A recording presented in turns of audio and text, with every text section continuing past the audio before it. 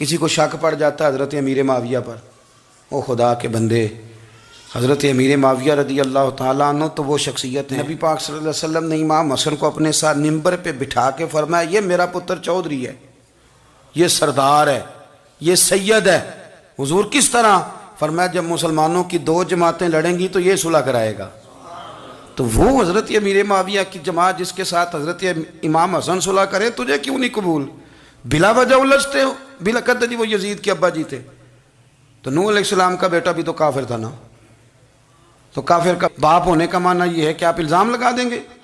अजीब आप बात करते हैं। क़यामत में कोई किसी का बोझ, कुरान ने फैसला कर दिया, कोई किसी का बोझ, यजीद अपने मामलात की जवाब देगा, उसके घर वाले उसकी बातों का जवाब।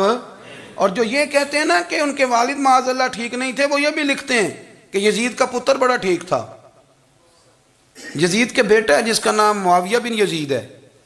यजीद के बाद लोगों ने तख्त पे बिठाया, 40 दिन उसने हुकूमत की और लोगों से कहने लगा कि मैं इस कुर्सी के काबिल हूँ, ना मेरा बाप काबिल था। यजीद का पुत्र फरमाया, ना मैं इस काबिल हूँ, ना मेरा अब्बा काबिल था, मैं उस कुर्सी पे कैसे बैठूं जिसके पायों में महबूब की औलाद का खून हो। तलाश कर लो कोई अपना अमीर, 40 दिन के अंदर बंदा तलाश कर लो, मैं इस काबिल नहीं। तुम ये तो लिखते हो उसके बेटे के बारे में, ये क्यों नहीं मानते कि हज़रत अमीर माविया के साथ इमाम हसन ने सुलह की? आप बात को समझें। और कुछ इतने बेवकूफ़ हैं, इतने नादान हैं, उनको कोई और बात नहीं मिलती तो कहते हैं इमाम हुसैन को आना नहीं चाहिए था, हुकूमत बन गई थी, यजीद बैठ गया था, माअज़ल्लाह।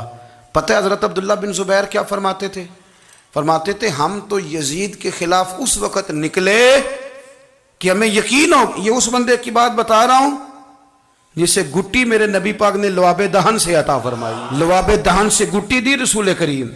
हज़रत अबू बकर सिद्दीक के से हज़रत ज़ुबैर बिन अवाम जो हुजूर की पुप्पी के बेटे हैं, उनके बेटे हज़रत अब्दुल्ला बिन ज़ुबैर कहते हैं हम तो यजीद के ख़िलाफ़ उस वक़्त निकले कि हमें डर था, अगर अब भी ना निकले तो आसमान से पत्थर बरसेंगे, कहीं हमें सजा ना मिले।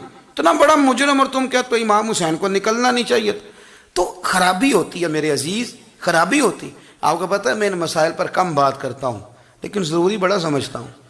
मैं समझता हूँ ये ज़रूरी चीज़ें। मेहरबानी फरमाएं, किसी जगह भी किसी एक के बारे में भी अपने अकीदे में कभी कोई कमज़ोरी पैदा, कभी ना कोई कमज़ोरी पैदा, इतनी सी भी बात किसी की सुनना, किसी की करना, डिस्कस, हमारा मनसब ही नहीं। और कुछ और बेवकूफ़ हैं। मैं यूनिवर्सिटी में था चंद दिन पहले, तो लेक्चर के बाद एक दोस्त मुझे कहने लगे कि मौलवी एक दूसरे के पीछे नमाज नहीं पढ़ते।